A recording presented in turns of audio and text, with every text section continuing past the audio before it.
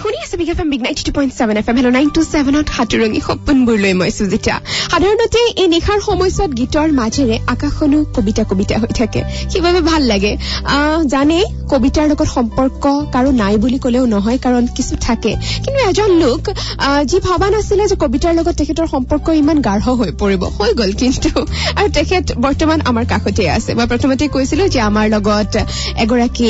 শিল্পী বুলিয়েই কৈছো, আৰু লগতে তেখেত আমাৰ আলহীও আজি হেলো 927ৰ। আৰু তেখেতৰ সম্পৰ্ক যিহেতু কবিতাৰ লগত, তেনেহলে তেখেতৰ পৰিচয়টো দিয়াৰ আগতে তেখেতে দুলাইন যদি কবিতাৰেই আৰম্ভ কৰে ভাল লাগিব। আপোনালৈ নিমন্ত্ৰণ থাকিল, আমাৰ জকাইচকীয়া গাঁৱলৈ এদিন আহিব। গাঁৱলৈ চেণ্টৰখন নানিলে ভাল হয়। কবতো নোৱাৰি, হেঙুন নকা লৰাৰ নখৰ আচুৰ অথবা হেঙুনৰ দাগ লাগি যাব পাৰে আপোনাৰ লাখটকীয়া চেণ্টৰত। আমাৰ লগত আছে এলেক্স ফিগো, কিন্তু তেখেতক আপুনি জানিছিলে সঞ্জিত প্ৰবীণ হিচাপে, নহয় জানো? নমস্কাৰ, ভাল লাগিছে আপুনি আজি নিশাৰ মুহূৰ্তত মোক লগ দিবলৈ আহিল, কাৰণ এই মুহূৰ্তত গীতে মোক লগ হয়। বাৰু কওকচোন, কবিতাৰ লগত সম্পৰ্ক কেনেদৰে হ'ল? কবিতাৰ লগত মোৰ সম্পৰ্ক হঠাৎ হয় বুলি ক'ব লাগিব। মই নাটকৰ মানুহ আছিলো। নাটক লিখি থকা অৱস্থাত এদিন মোৰ কলমটোৱে এটা সংলাপ দিবলৈ যাওঁতে, এটা চৰিত্ৰৰ কথা কবলৈ যাওঁতে শাসন নামানি এটা কবিতাৰ কাষ চাপিছিল, আৰু সিদিনাখনে মই প্ৰথম কবিতা এটা লিখিছিলো। মই কবিতা বুলি ভবা নাছিলো, কিন্তু নাটকখন যেতিয়া প্লে হৈ গ'ল, দৰ্শকে ক'লে যে নাটকত ব্যৱহৃত কবিতাখিনি অন্তত বৰ ভাল লাগিছে। মই আচৰিত হৈছিলো, কি এয়া জানো কবিতা হ'ব পাৰে। আৰু তেনেকৈ মই হয়তো অজানিতে কবিতাৰ কলমটো মই লৈ পেলালো। আপুনি অফেয়াৰ ক'লে যে কবিতা আপোনাৰ বাবে অনিমন্ত্ৰিত অতিথি, নহয় জানো? হয়। ঠিক আছে, অনিমন্ত্ৰিত অতিথিৰ কথাও জানিম, আপোনাৰ বিষয়ে কিছু জানিম, কিন্তু গীতৰ মাজেৰে আগবাঢ়ো।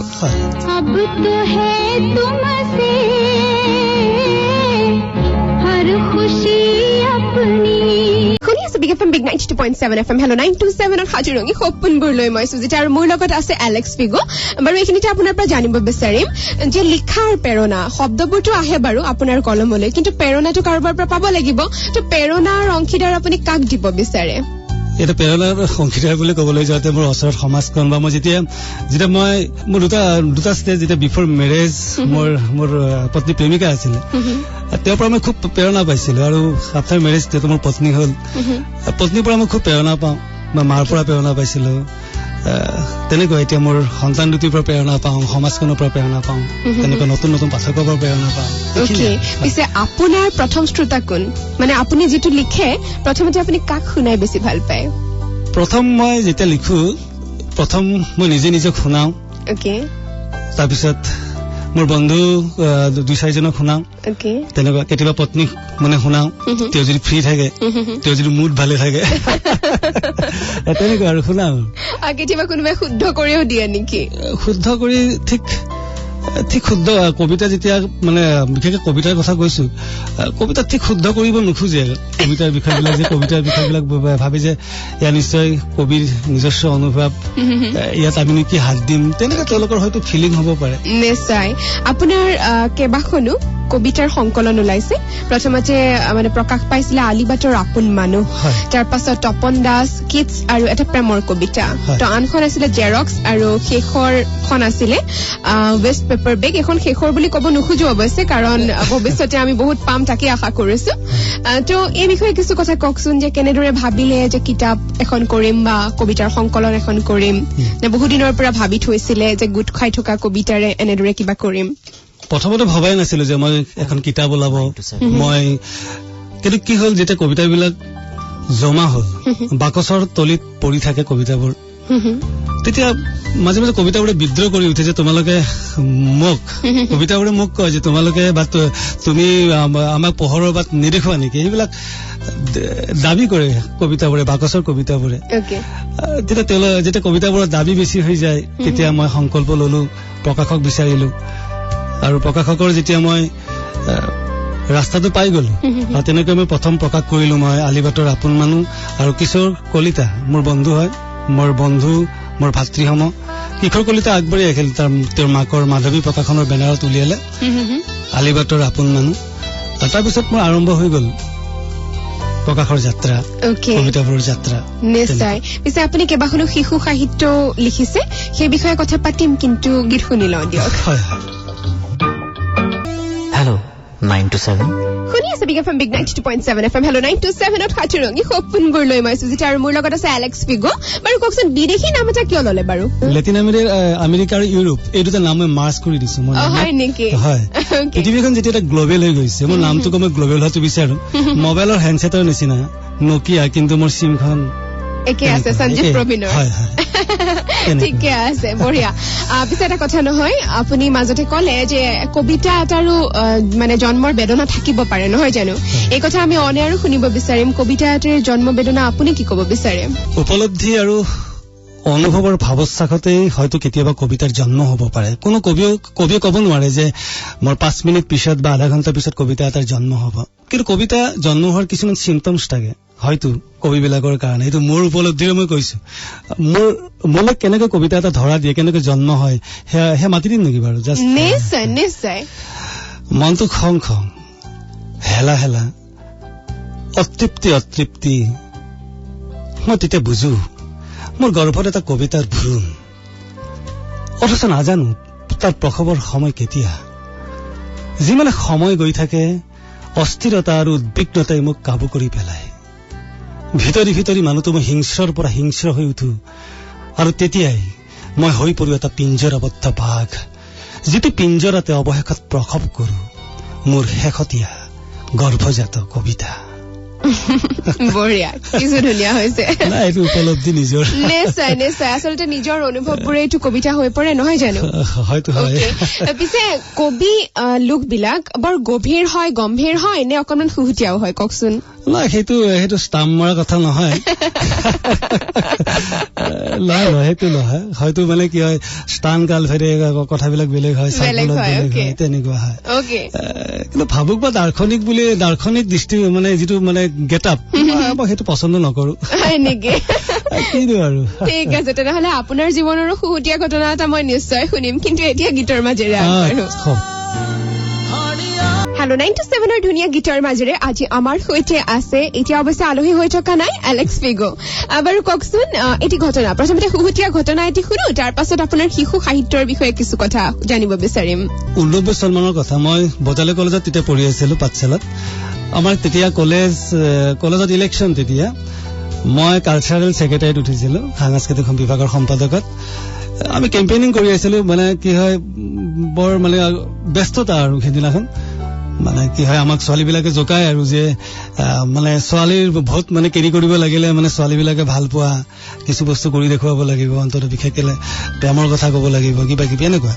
খুব জমি আছে তেওঁলোকৰ কমন ৰুমৰ সন্মুখত কি হৈ গ'ল মোৰতো চেণ্ডেল তেতিয়া হাৱাই পিন্ধিছিলো সিদিনাখন দৌৰাদৌৰিকে হাৱাই পিন্ধিছিলো সিদিনাখন মোৰতো চেণ্ডেলটো ছিঙি গ'ল সেইদিনাখন মানে ছোৱালীবিলাকে মোক ইমান মানে কি হয় সেইটো মানে ইমান জোক কৰি দিলে নহয় ইমান জোক কৰি দিলে কিন্তু মোৰ এটা কি আছিলে মই মঞ্চৰ মানুহ আছিলো বা মই এইবিলাক আগতে কেতিয়াবা এংকৰশ্বিপ কৰিছিলো ফটকে মই হতাশ হৈ নাযাওঁ আৰু সেই যে চেণ্ডেল ছিঙি গ'ল এই ছিঙি যোৱাৰ ওপৰতে মই এটা কাহিনী বা এটা কাহিনী মেকিং কৰি মই কিছু মাইম কৰি দিলো কিবা কিবি দেখুৱালো আৰু এইটো কৰাৰ পিছত তেওঁলোকে ইমান ভাল পালে নহয় মই ভাবিছো আৰু সেই ঘটনাটোৰ পিছত আৰু যে মোৰ ভোট বহুত কেইটা বাঢ়ি গৈছিলে আৰু তেনেকুৱা বঢ়িয়া সঁচাকৈয়ে স্মৰণীয় মুহূৰ্ত তাৰ মানে অকে বাৰু কেতিয়াবা নাৰীৰ ওপৰত কবিতা লিখিছে নেকি লিখিছো তুমি মোৰ প্ৰিয় শব্দ প্ৰিয় বৰ্ণ তোমাৰ গৰ্ভতে মোৰ অস্তিত্ব তোমাৰ কলাতে দৃষ্টি বৰ্তমান আৰু ভৱিষ্যত তুমি মোৰ আই প্ৰেয়সী তুমি পত্নী বন্ধু আত্মীয় স্বজন সমস্ত তুমি শতাব্দী আৰু যুগ বুৰঞ্জী আৰু সভ্যতা যুদ্ধ আৰু শান্তি পৃথিৱীৰ আদিমতম সুৰটো তোমাৰ ওঠেৰে নিগৰিছিল তুমি এই পৃথিৱীৰ প্ৰথমটো নান্দনিক ভাস্কৰ্য তোমাৰ চকুত আশা সম্ভাৱনা আৰু প্ৰাপ্তিৰ গান মহাসাগৰতকৈ বিশাল তোমাৰ পদচিহ্ন সভ্যতাৰ বুকুত তোমাৰ তেজেই কৰ্ষণ কৰে অসেউজ শিল আৰু মাটি তোমাৰ বুকুৰ গাখীৰ সমস্ত সেউজীয়াৰ আহাৰ হিনাৰী বৈচিত্ৰ্যৰ সমাহাৰ তোমাৰ তেজৰ চিৰচিনেহী গান সুৰ সংগীত অনুনাদ কম্পন কি নহয় তুমি ইমানৰ পিছতো তুমি তামাম খেয়ালে সেইবাবে তুমি যুগে যুগে ৰহস্যময় মমতাময় আৰু প্ৰাণৱন্ত সেই পুনৰবাৰ স্বীকাৰ কৰিছো তুমি মোৰ প্ৰিয় শব্দ প্ৰিয় বৰ্ণ তোমাৰ গৰ্ভতে মোৰ অস্তিত্ব তোমাৰ কোলাতে মোৰ দৃষ্টি বৰ্তমান আৰু ভৱিষ্যত বঢ়িয়া খুব ধুনীয়াকৈ আপুনি লিখিছে পিছে আপুনি কেইবাখনো শিশু সাহিত্যৰ সংকলন লিখি উলিয়াইছে অকণি আকাশ ইন্দ্ৰধনু আৰু বাবলু মামাৰ সাধু নহয় জানো তো সেই বিষয়ে কওকচোন মানে সৰু ল'ৰা ছোৱালীৰ লগত কেনেদৰে জড়িত হ'ল বা শিশু সাহিত্যৰ লগত কেনেদৰে জড়িত হ'ল এতিয়া কি হ'ল যে আমাৰ একক পৰিয়ালবিলাকত কি হ'ল যে এজন মানুহে বহুত কেইটা ৰোলত এক্টিং কৰিবলগীয়া হ'ল যে শিশুটোৰ সৈতে কেতিয়াবা আমি অভিভাৱক হ'ব লাগে কেতিয়াবা দেউতাক হ'ব লাগে কেতিয়াবা আইতাক হ'ব লাগে শিশুটোৰ ঠে ভাঙিবলৈ কেতিয়া সাধু কথাৰ আশ্ৰয় ল'বলগীয়া হয়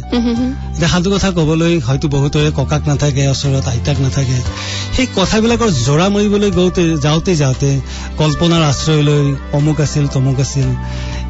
এইবিলাক ক'বলৈ যাওঁতে বান্দৰ শিয়ালৰ সাধুনো কিমান শুনিব নতুন নতুন সাধু ক'বলৈ তেওঁলোকক মই চেষ্টা কৰিছিলো বয়স অনুপাতে আৰু তেওঁলোকে ক'বলৈ যাওঁতে কল্পনাৰ হয়তো দেউকাখন শক্তিশালী হৈ গ'ল আৰু শক্তিশালী হওঁতে হয়তো মই শিশু সাহিত্যত মই হাত দিলো আৰু তেনেকৈ জন্ম হৈছিলে মোৰ প্ৰথম বাবলু মামাৰ সাধুখন আৰু তেনেকুৱা তাৰপিছত লিখিলো মই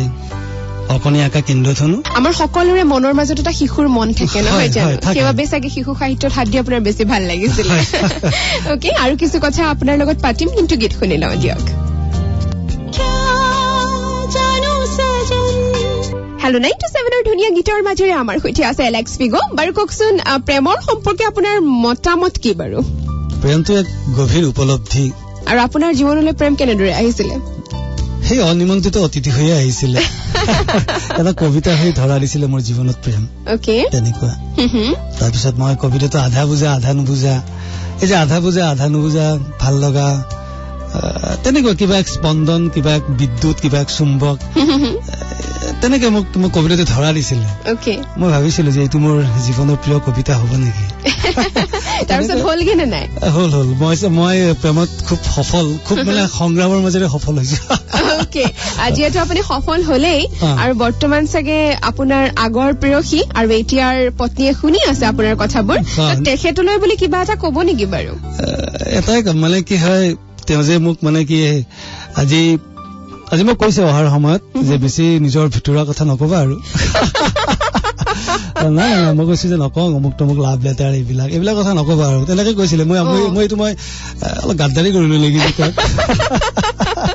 নাই গাদ্দাৰি একেবাৰে হোৱা নাই তেখেতৰ নিশ্চয় বেয়া পোৱা নাই তেখেতৰো শুনি ভাল লাগিছে পিছে প্ৰেমৰ ওপৰত আপুনি বহুতো কবিতা লিখিছে তাৰ মাজৰে আপুনি ভাল পোৱা কিবা এটা লাইন বা দুটা লাইন আমাক মাতি শুনাব নেকি ৰেল হৃদয়ৰ পৰা হৃদয়লৈ এখন ৰেলগাড়ী চলিব হেনো প্ৰেমৰ ৰেল যাত্ৰীৰ সুবিধাৰ্থে টিকটৰ কোনো ব্যৱস্থা নাই প্ৰেমৰ ৰেলত যদিহে আপুনি প্ৰেমিক হয় এটা সুখবৰ হকাৰৰ কাংতাল মৰা চিঞৰ আপুনি তাত নুশুনিব কিয়নো হকাৰবোৰে আগতীয়াকৈ জানিছে প্ৰেমিক যাত্ৰীবোৰৰ পকেটে পকেটে একোখনকৈ মাত্ৰ প্ৰেম পত্ৰ প্ৰতিখন প্ৰেম পত্ৰ আপোনাৰ যাত্ৰাৰ অনুজ্ঞা পত্ৰ বঢ়িয়া সঁচাকৈয়ে ভাল হৈছে আৰু আপোনাৰ লগত কথা পাতিও বহুত ভাল লাগিছে কিছু সময় কিন্তু আপোনাক আৰু ধৰি বান্ধি ৰাখিম আৰু আপোনাৰ আটাইতকৈ ভাল লগা কবিতা ফাঁকি শুনিম কিন্তু এতিয়া আপোনাৰে ভাল লগা এটি গীত শুনো দিয়ক হয় ঠিক আছে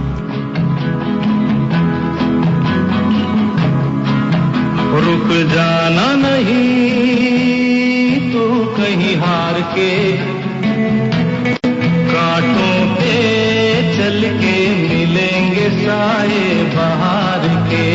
শুনি আছে big FM big 92.7 FM hello 927 হাতিৰঙি সপোনবোৰলৈ মই সুজিতা আৰু মোৰ লগত আছে এলেক্স ফিগো বাৰু কওকচোন ইয়ালে আহি কেনেকুৱা লাগিছে ভাল লাগিছে সঁচা নে মিছা খুব ভাল লাগিছে সঁচাকে বাৰু কওকচোন ৰাতি মানে প্ৰথম অৱস্থাৰ পৰাই শৈশৱতে আপুনি কি ভাবিছিলে ড্ৰামাৰ লগত জড়িত হ'ম ভাবিছিলে না এনেকুৱা সাহিত্যৰ লগত জড়িত হ'ম বুলি ভাবিছিলে নেকি মই যেতিয়া বুজিছিলো যে যেতিয়া পাঠশালা নাটকৰ হলিউড বুলি কয় আমি সৰুৰে পৰা দেখিছিলো পাঠশালা নাটকৰ ষ্টাৰ ভাম্যমান গোটেইখিনি সৰুতে সপোন দেখিছিলো যে মই এজন ভাল অভিনেতা হ'ম মুখত ৰং সানি নিশাৰ পিছত নিশা অভিনয় কৰিম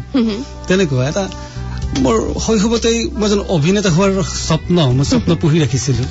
হয় তাৰপিছতে অভিনেতা ষ্টেজতে হ'বলৈ ইচ্ছা আছিলে নে অকণমান ডাঙৰ পৰ্দাটো যাবলৈ ইচ্ছা আছিলে প্ৰথম মই মঞ্চখনৰ কথা কৈছো ধাপে ধাপে মানুহ হয়তো আগুৱাই যায় কিন্তু মোৰ প্ৰথম প্ৰেমে আছিল মঞ্চ আৰু সেই আৰু মঞ্চৰ মই এজন অভিনেতা হ'ম মই প্ৰফেচনেল নে এমেচাৰিষ্ট অভিনেতা হ'ম সেয়া নাজানো সেই ঠিক কৰা নাছিলো যে মই অভিনয় কৰিম খাস অভিনয় কৰিম সেয়া আছিল মোৰ লক্ষ্য আৰু এতিয়াও সেই লক্ষ্যৰ মাজেৰে আগুৱাই গৈ আছে নে বেলেগ কিবা ভাবিছে মাজতে কিবা উজুতি খাইছে নাই মানে পৰিস্থিতিৰ দাগ হয় যে মই অভিনেতা হ'ম বুলি নাটক লিখিবলৈ কলমটো ললো নাটকৰ চলাটো পিন্ধাৰ পিছত মই কোনোদিন ভবা নাছিলো মই অকণমান আগতে কলো যে মই কবিৰ চলা পিন্ধাৰ ইচ্ছা নাছিল কবিতা মোৰ কাৰণে আতংক আছিল কিন্তু মই কবিও হৈ গলো চাগে এতিয়া মানুহে মোক কবি বুলিও কয় তো ভৱিষ্যতে বেলেগ কিবা মানে উপাধি লোৱাৰ ইচ্ছা আছে নেকি আমাৰ মূল্যটো সদায় পাঠকৰ হাতত মূল্যটো কিন্তু মই মানুহে বিচাৰক যে মই লিখিম আৰু মই কবি লেখক নাট্যকাৰ সেয়া পিছৰ কথা মোৰ এতিয়া পৰিচয় মই লেখক আৰু লেখক হিচাপে পৰিচয় দি ভাল পাওঁ তাৰমানে আপুনি শব্দৰে মানুহৰ মন জিনিব বিচাৰে নাজানো আৰু যে মানুহ কি হয় যে শব্দ মোৰ হয় যে শব্দ মোৰ কাৰণে এতিয়া ভগৱানৰ এক অংশ বুলি মই ভাবো আৰু নিশ্চয় বঢ়িয়া লাগিছে আপোনাৰ লগত কথা পাতি কথা কিছু পাতিম কিন্তু গীতৰ মাজেৰে আগবাঢ়িলে ভাল লাগিব চাগে ঠিক আছে গীত শুনো শুনি আছে big FM big 92.7 FM hello 927 হাতুৰঙি সপোনবোৰলৈ মই সুজিতা আৰু আমাৰ সৈতে ইমান পৰে আছে এলেক্স ফিগো বাৰু কওকচোন মানুহৰ জীৱনটো এটি কবিতাৰে বান্ধিব পাৰি নে নোৱাৰি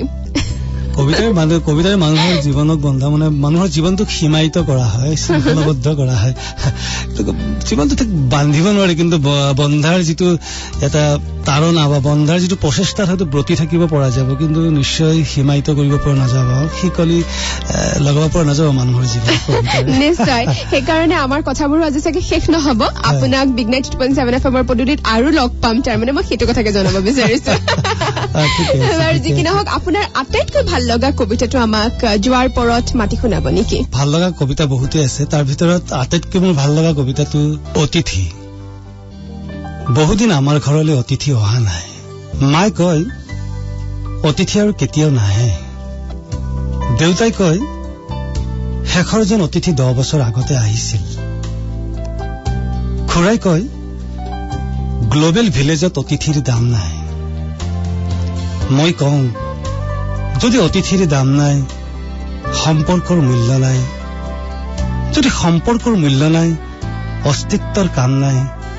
শেষত ককাই কয় অতিথিবিহীন ডাঙৰ গাঁৱৰ প্ৰয়োজন নাই কবিতা নিশ্চয় খুব ধুনীয়া কবিতা পিছে আপোনাৰ ৱেষ্ট পেপাৰ বেগ যিখন মানে কবিতাৰ পুথি বা সংকলন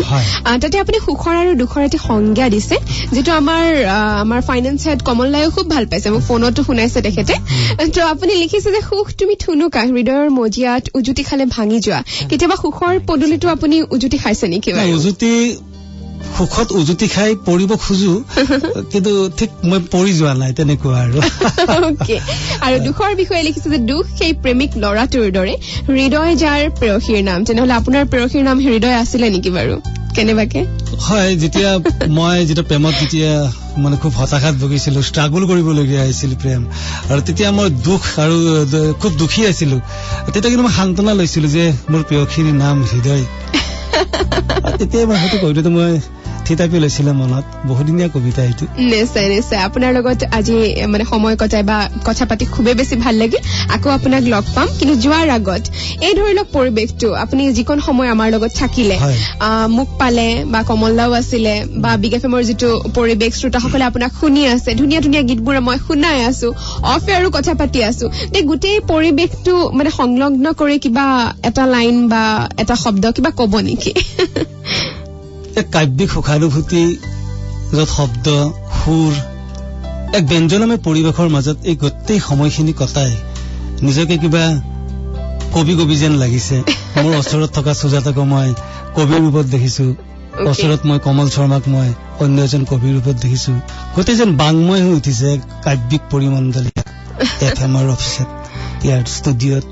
এইখিনি মোৰ উপলব্ধি Thank you so much. Ako আপোনাক লগ পাম এতিয়া পিছে মোৰো বিদায় লোৱাৰ সময় সমাগত সেইবাবে যোৱাৰ আগত কওঁ সদায় হাঁহি থাকিব শুনি থাকিব বিগ এফএম বিগ 92.7 FM শুনক লাইফ বনাওক